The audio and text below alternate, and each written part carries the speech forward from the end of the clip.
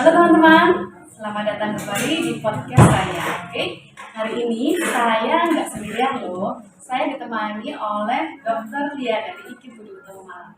Nah, hari ini kita akan tanya jawab mengenai IMT. Sebelumnya kita kenalan dulu yuk sama Dr. Lia. Silakan dok.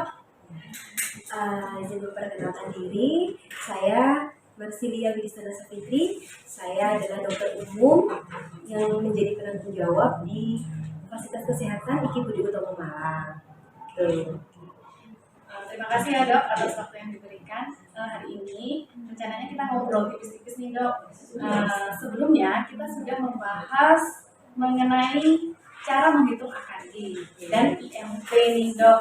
Nah, bisa nggak dokter menjelaskan secara singkat apa sih IMT itu dok? IMT sendiri itu singkatan dari indeks massa tubuh. Jadi IMT itu adalah angka yang menunjukkan kategori badan kita termasuk normal, overweight, atau obesitas. Nah, gitu.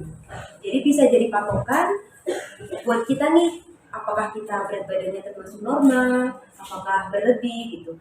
Nah, komponen untuk menghitung rumus IMT itu hanyalah tinggi badan dan berat badan. Rumusnya itu berat badan dibagi tinggi badan kuadrat, tapi tinggi badannya dalam meter. Jadi nanti akan keluar angka-angka normalnya itu ada di rentang antara 20 sampai 25. Oke, itu normalnya ya dok tadi itu. Baik, misalkan nih dok ada seseorang IMT-nya sudah dihitung. Nah, ternyata dia tergolong kategori overweight. Nah, dia ingin menurunkan berat badannya dok. Kira-kira bagaimana nih dok cara dia menurunkan berat badannya? Atau mungkin pola makannya harus bagaimana gitu dok? Silakan dokter. Jadi kalau untuk menurunkan berat badan itu tuh harus mengetahui berapa jumlah kalori yang masuk ke dalam tubuh. Nah, tadi kan kita IMT nih, sekarang kita geser ke BMR, basal metabolic rate, itu kebutuhan kalori harian kita untuk tubuh itu secara dasar melakukan aktivitasnya. Misalkan kita nafas, misalkan jantung itu berdebar seperti itu dia membutuhkan jumlah kalori dasar.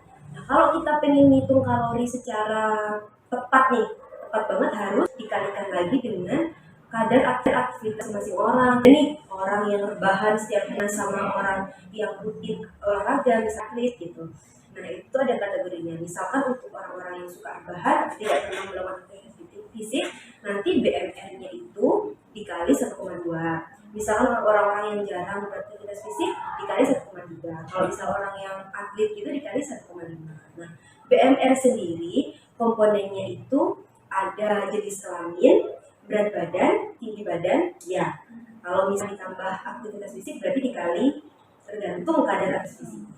Saya misalkan nih, ya, saya kan wanita usia 29 tahun, tinggi badan saya 152, berat badan saya 50. Setelah saya masukkan rumus, nanti bisa dilihat sendiri, ini namanya rumus Harris Benedict ya.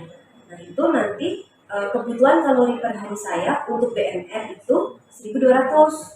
Kalau saya kalikan dengan aktivitas saya ini jarang-jarang nih saya olahraga, dikali 1,3, berarti total kalori saya dalam satu hari adalah 1600. Berarti otomatis berbeda ya dok antara seseorang yang memiliki aktivitas yang sangat banyak, seseorang yang minim aktivitas, kebutuhan kalorinya berbeda.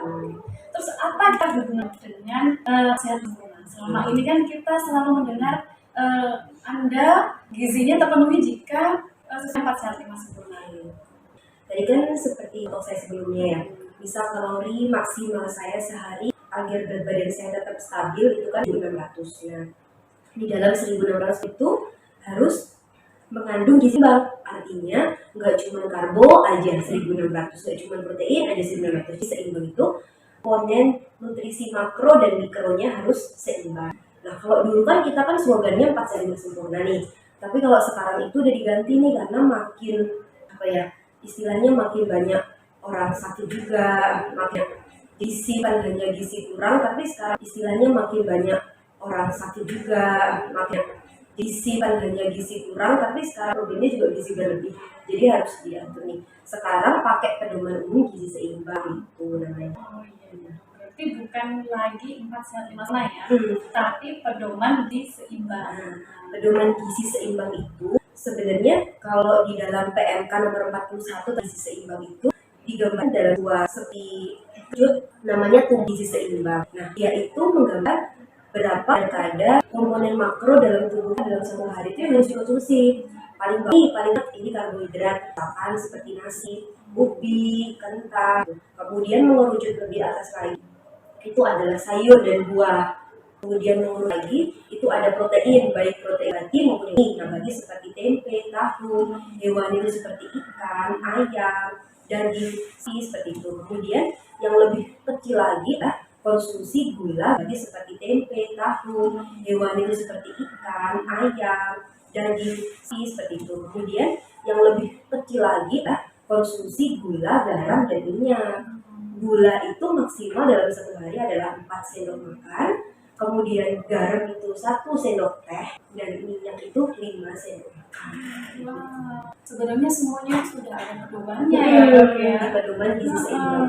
Pedoman gizi seimbang ya. Mungkin teman-teman nanti bisa ngecek ya ke pedoman gizi seimbang. Bagaimana kita memerlukan makanan atau kalau seimbang itu seperti apa? Dok, oke, mungkin ditambahkan dokter.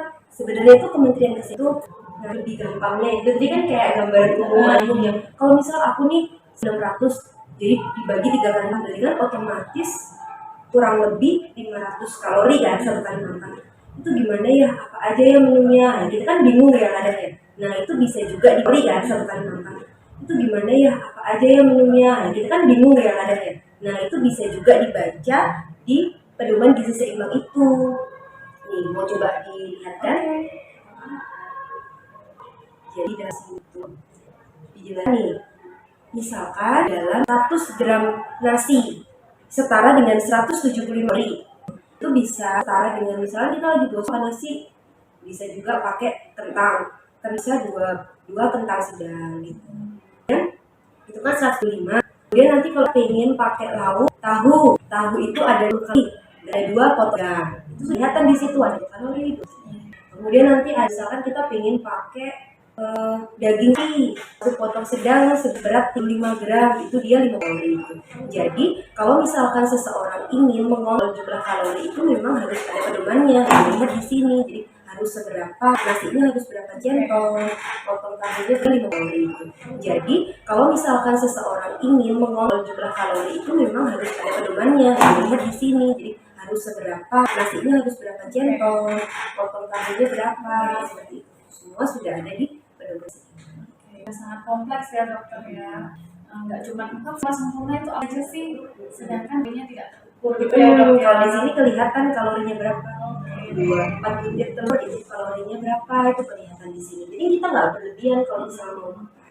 Jadi itu nanti tubuh seorang bisa di normal, overweight atau obesitas melalui beberapa cara yaitu pedoman gizi seimbang itu tadi ya dok. Setelah melakukan pedoman gizi seimbang, mungkin sekitar 2 minggu atau bulan bisa cross check kembali apakah sudah ada perubahan di MT dihitung lagi. Dari MT Jadi seperti itu ya. Kira-kira tentang IMT, kemudian bagaimana cara kita menghitung massa tubuh. Kira-kira tentang IMT, kemudian bagaimana cara kita menghitung massa tubuh, bagaimana cara kita menjaga berat badan kita sehingga kita dikategorikan dalam normal ya dok ya. Untuk yang ini dok, ini kan mahasiswa memerlukan tugas proyek ya dok. Mungkin nanti mahasiswa silahkan membaca ini ya tugas proyek di bawah ini. Oke, cara dikerjakan proyek. Untuk hari ini cukupnya. Terima kasih banyak pada teman dok. Sangat bagus sekali. Oke. Terima kasih semoga berhias ya dok. Terima kasih semuanya. Assalamualaikum warahmatullahi wabarakatuh. Namanya nggak salam ya dok ya? Nggak tahu. Bagus ya pak ya. Assalamualaikum warahmatullahi wabarakatuh.